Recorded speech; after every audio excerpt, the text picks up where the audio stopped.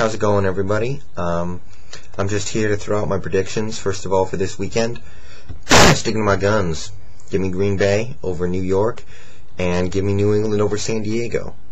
It's tempting to take the upsets, I'm not going to lie. I mean, I look at San Diego and I see great potential, upset potential there. I look at New York and they're kind of hot right now, but ultimately, I'm sticking with the favorites. And, a couple Giants fans on my page basically asking for a little bit more respect, so here I go. Before the season, I thought the Giants were going to be awful, top 5 pick. They weren't. They put together, 10 wins? They had 10-win season, and, that was great. I didn't think they'd beat Tampa in the first round, but they did. They played well and won convincingly. I didn't think they'd beat Dallas, but they snuck by them. Managed to pull it out at the end. And, they played some great football this year, so that is that. They've done a nice job this season, but, me picking Green Bay, it's not a respect thing. It's, me just thinking Green Bay's the better team. I look at these two teams. First of all, a lot of people are talking about Eli, finding himself and turning the corner. He's had a nice postseason. He's put up some good numbers, but they're conservative numbers. He's not taking games over and just, throwing all over these teams and looking like Johnny Unitas or Joe Montana out there. And, for now, Giants fans are going to take what they can get out of him, and right now he's not turning it over. He's got 4 touchdowns this offseason to no picks. He's only been sacked 4 times. He's completing over 71% of his passes and all that. But, he only has 348 yards in 2 games. The other Manning had 400 yards in 1 game that they lost. So I'm just saying, he's playing well, but conservatively well. He's not tearing up the league. He's just, not making the mistakes, and that won't last forever. Look at Jeff Garcia. Look at David Garrard even. Those are 2 guys who made their living off just protecting the ball and not making the dumb mistakes, and look where they are.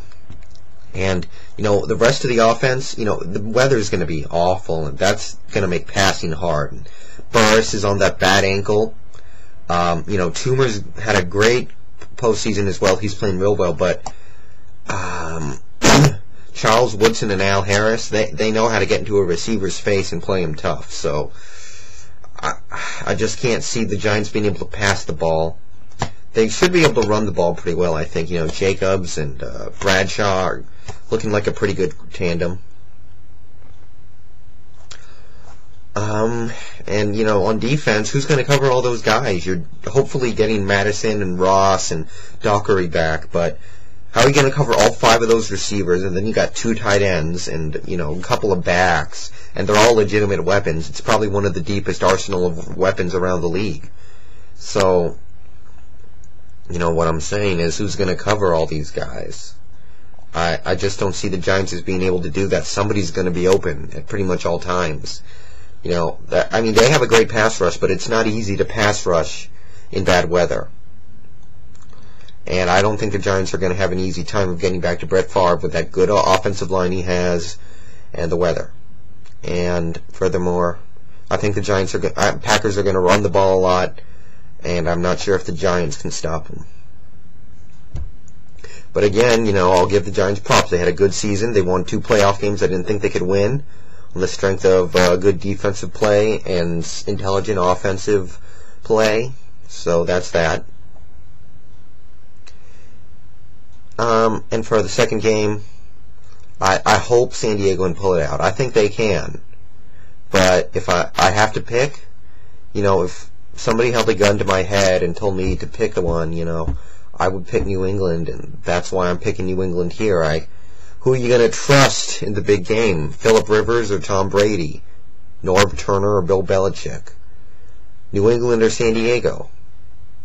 So I got to make the San Diego pick, New England pick. Hopefully San Diego can prove me wrong, but you know, again, like the Giants, they've proven me wrong so far. They walked into Indy. They beat Indy. I still can't believe that game, but, you know, beating Indy in Indy, that deserves my respect right there. That's not easy. That's never easy. But that being said, they got beat up in those 2 games that they played against Tennessee and Indy. They're injured right now. Rivers may or may not play. LT should play, but not at 100%. You know, all this crap going on with them, and I'm just not feeling the upset. I think New England could, like, score some points really fast on them, and then the show's over, folks.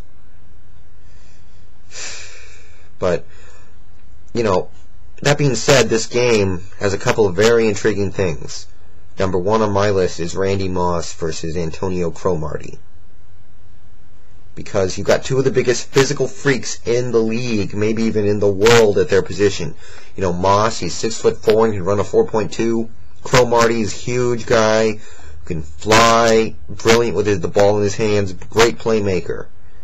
You know, that's going to be a matchup to watch. Because last time they tried to put, like, I don't know, a gust of wind on Moss, and he tore San Diego up. This time, it's going to be Moss on Cromartie, and it's going to be fun.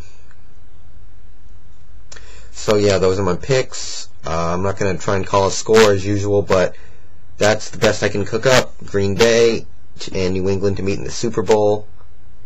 And also for San Diego, you know, to win, I think Rivers or Volek, whoever plays, I think Volek is a pretty good backup, so I trust him, is going to have to take advantage of the fact that San Diego is going to put all these guys in the box and do everything they can to stop LT. Last game, Rivers couldn't take advantage of that. He threw 2 early picks. This time, hopefully, he can come along and take advantage of what will be a, you know, undermanned secondary. That's what I got for picks. Not done yet, though.